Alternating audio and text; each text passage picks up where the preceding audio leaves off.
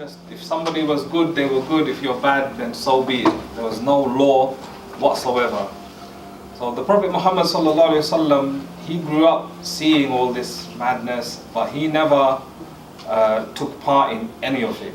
He always remained far away from what his culture would like him to do.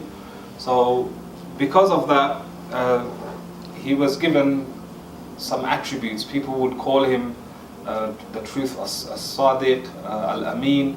He was given these names where to explain he was very, very different from everyone else. Other people had names like Jabbar and some other names in Arabic, which all meant like vile things. But the Prophet ﷺ was the only one at that time. They would give him very nice names, and he has more than 99 qualities, but we do not have time to number them all. So every now and again, the Prophet Muhammad would go up out of town to a cave.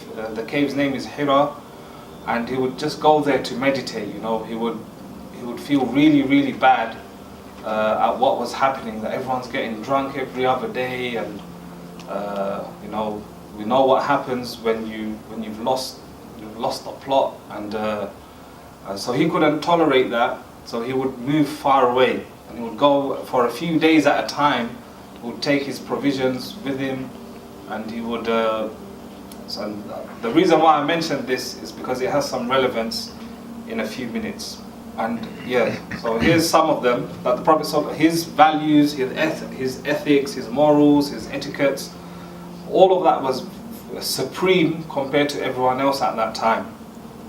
And the people he grew up with, who later became his enemies, you know, they're the ones that gave these names. It's not as if they were Muslims at that time.